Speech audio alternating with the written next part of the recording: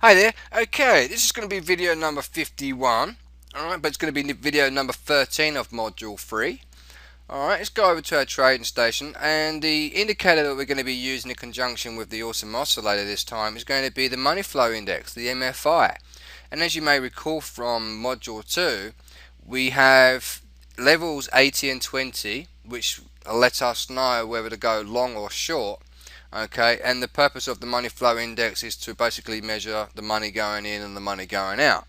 Okay, and normally when you see that this goes up to the top and penetrates below, it's a sell signal, and when it penetrates from below and goes up, it's normally a buy signal. But it doesn't always work out true in our favor because there are some sporadic results that appear. Alright, so we need to use maybe a second indicator, or to even use these two trigger points that I have in here. Got 55 and 45. So when the market's coming from below and it goes up towards and hits that 55, it's time to go long, time to buy that trade. And when the money flow index is coming from above and it's coming down, we want it to hit the 45 to give us a sell signal. Alright, now sometimes that doesn't always work out on its own, but sometimes it does. So we want to try and get an extra confirmation from the awesome oscillator indicator. Alright, and we're going to use it in the same manner as we had before, but with a little bit of a difference. We're not going to really worry about where the signal starts, although you could do that if you want to make even a stronger signal set. Alright, but for this particular exercise, we don't really need to worry about where the bars appear on the upper level of the vertical scale. Here it just needs to be an upwards color of green. Alright, needs to match these candles. These candles are green, and these are green to dictate, that we're going up. Okay, alright, so with that in mind, we will need to take a look at these signals here, and let's just take a quick look-see. Let me just pause the video for one moment. Okay, so what we're looking for here is, just get the crosshair tool out for a moment, and we're looking for a buy signal. So the MFI is coming from underneath, okay, and we're looking for it to hit this area, and it does. Now as soon as it hits that area, you can see that it's hit this red bar. That's no good. We don't want that. Even though the market did go up, we don't know that 100%. Okay, so we always need to have a what if in our mind, but not a paranoid what if to prevent us from taking our trade because we're second guessing. We still need to have this confident assurance about ourselves when we're doing our analysis, and then trust that analysis. Okay. Alright, so we don't take that trade on this particular instance because the second indicator is not telling us to. And then we have another area right here where the market is actually dropped, and it's come up a little bit and then it dropped again. So we've got two areas. So we'll take the first area. Alright, and the first area where it drops comes underneath the 55, and you might be saying, well, hang on, Loz, didn't you say we need to have a short signal on 45? Yes, you're right. So I'm glad you're paying attention. So it went down and it went up above 55 and it came back down again. So this is the area where we have the short signal. Okay, so let's get our line tool out, use that as a marker. You can see basically where the actual cross is. Alright, and our sell signal would have been right there. Now, if you recall, I always say that we don't have buys or sell signals when we have, like, here's a resistance. We don't want to do a buy signal. We don't want to see a buy signal happen on the resistance level. Okay, and conversely, we don't want to see a sell signal on a support level. Okay, and you can see here, this is the area here that we've actually marked from this point to there, which will be our sell signal entry to go short. But as we drew this line in, we can see that we are on a bit of support there, and there's a bit of resistance there. Alright, and you might turn around and say, well, okay, well, here's a bit of resistance there, but we only want to take sell trades on resistances. But yes, but the majority is showing that we are on a support. Okay, so we don't take that trade. It's a no good one. Alright, so let's scoot back a little bit and see if we can find some entries in the market that would be suitable for a buy or sell opportunity. Alright, so that's not one there, and we're looking for a sell signal not known because it's showing a green bar right there.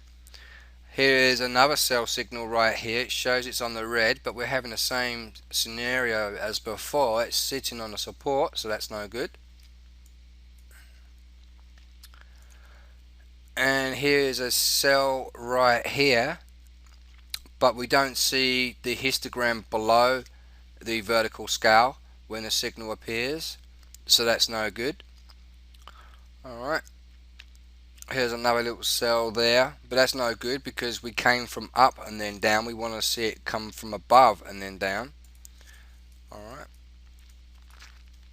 here's a sell signal right there. Hey, oh, okay, let's take a look. Hey, that looks good. Alright.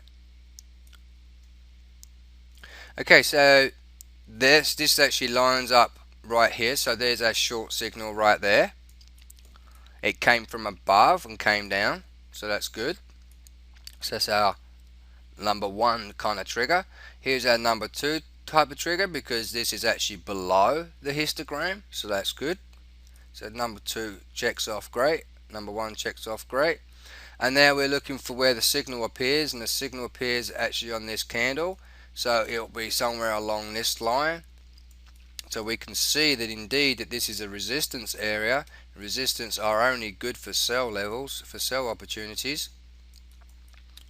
Alright, so that's a good signal. Oops, that was supposed to be a little smiley face, but never mind. There we go. Okay, so that's good. So we can go short on there. Alright, and take it as far as we can. And then we take a look at the next previous areas for targets. Okay, and then see how you get on. You remember how we did the trail step with that one?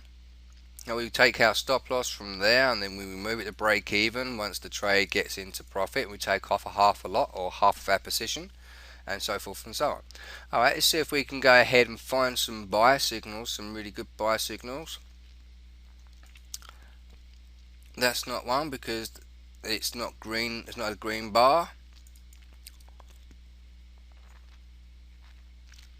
And let's take a look at this one. Okay, this one looks okay. So just get our horizontal line tool out and we can see that it happens around about there. Just move back a little bit.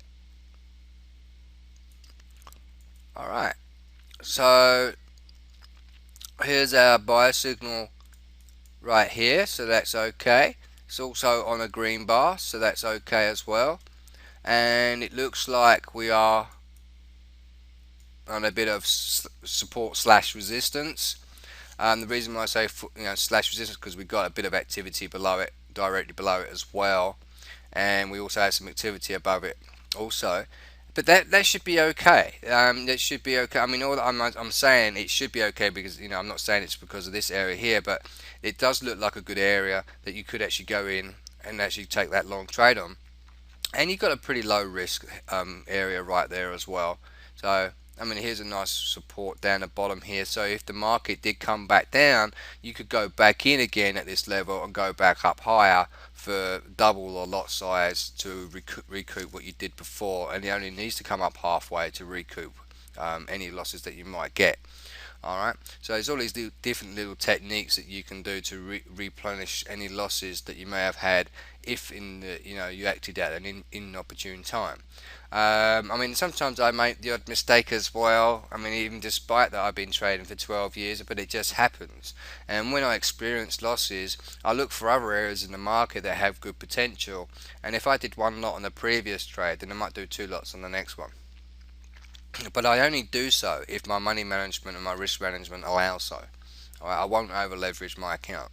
If I can only afford 1.2 lots, then I'll do 1.2 lots. Alright, and then I'll just manage my patience a little bit more before I can, so I can get that money back that I lost beforehand. Okay. Alright, so give that a go. Alright, see how you get on. Okay, give this maybe like 2 or 3 days to find some pretty good signals.